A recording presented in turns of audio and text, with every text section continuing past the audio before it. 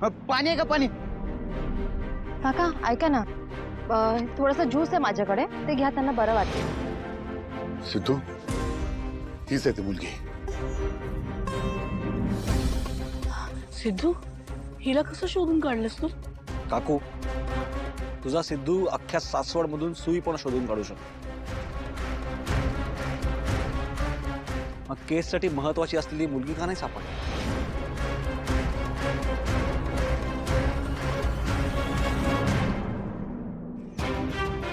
तुझंच आहे ना? आठवतंय का? आयडी? हा माझा आयडी. मी गेल्या 2 दिवसापासून शोधते, तुम्हाला कसा मिळाला? याचा विचार तूच कर ना. त्वरित तात्काळ ताबडतोब तुला कोर्टात यावं लागणार. मगाशी माणुसकीबद्दल काय बोललीस ते आठवतंय? हे बघ, त्याच प्रामाणिकपणे तुला कोर्टात येऊन बोलायचं आहे.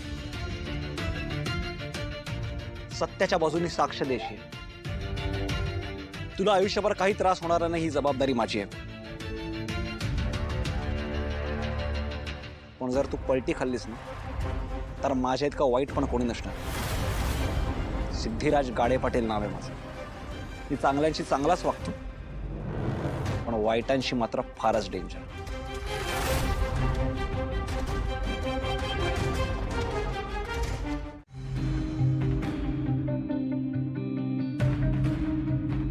काय रे, चाललास पण?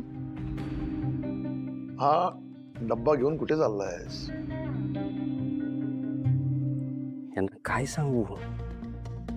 मैत्रिणीच्या घरच्यांना मदत करायला चाललोय हे सांगितलं तर बाबांना अजिबात आवडणार नाही. तुझं ऑफिस तर बंद आहे ना? यांना नक्की काय कळलंय? बाबा, तुम्हाला कसं कळलं की ऑफिस बंद आहे? पाप आहे तुझं. मी त्या जयत कानेटकरांचा कॉल आला होता. त्यांनीच सांगितलं त्यांच्या काही कौटुंबिक कारणामुळे त्यांना आज कोर्टात जावं लागणार आहे. खरंच त्यांनी सांगितलं मला. पण कोर्टातच चाललोय.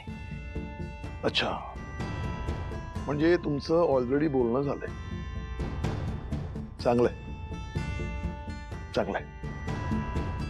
आणि मी तुला जे काही पार्टनरशिप बद्दल सांगितलंय आणि ते तू पाळतोयस ते आवडलं मला.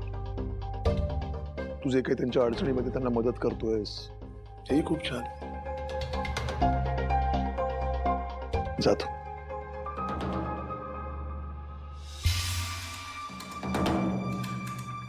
हा जयंत माझी पाठच का सोडत नाहीये. मी जिथे जातोय तिथे हा असतोच. पण नाही, मला कोर्टात जावंच लागेल, कारण ते माझं कर्तव्य आहे. पण एक मिनिट, मी आणि जानू मित्र होतो हे जयंतला कधी दाखवलंच नाहीये. काय करावं? नाही, काही करून तो कोर्टात येणार नाही असंच काहीतरी बघावं लागेल. Let's see.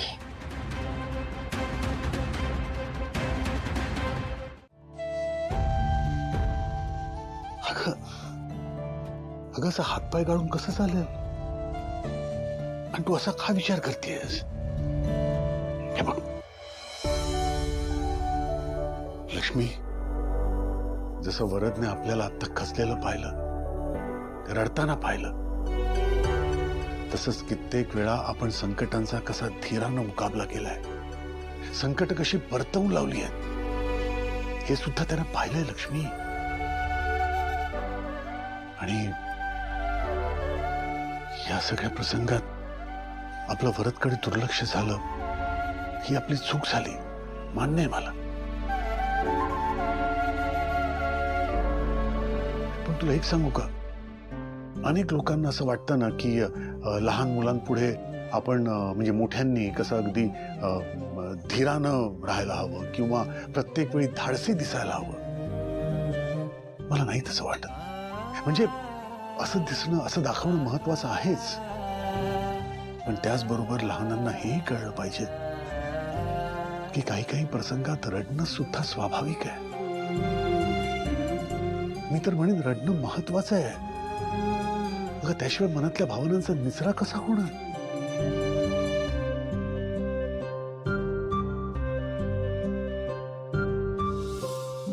आणि लक्ष्मी, आपल्याकडनं चूक झाली याची जाणीव आपल्याला आता झाली आहे की नाही?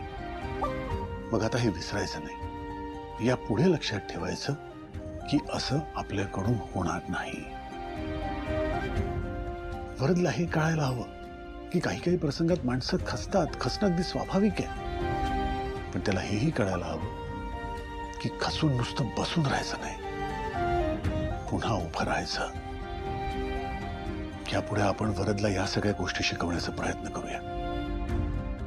आणि मला असं वाटतं की आपण खूप नशीबवान आहोत. का म्हटलं माहितीये ना, हल्ली कित्येक आई वडील आपल्या मुलांवर आजी आजोबांचे जुनाट बुरसटलेले संस्कार नको व्हायला म्हणून नातवंडांना आजी आजोबांपासून दूर ठेवतात, त्यांच्या जवळ येऊ देत नाहीत. पण आपली वीणा तशी नाहीये. तुला आठवतंय ना, जेव्हा संतोष असं म्हणाला होता की वरद ही फक्त त्याची आणि वीणाचीच जबाबदारी आहे, तेव्हा वीणाने काय सांगितलं होतं? वीणाने खमकेपणानं सांगितलं होतं की नाही, वरद ही फक्त त्या दोघांची नाही, आपल्या घरातल्या प्रत्येकाची जबाबदारी आहे. वीणा सून नाही हो, लेकच लाभली आहे आपल्याला. काहीतरी बरोबर करतोच आहे आपण.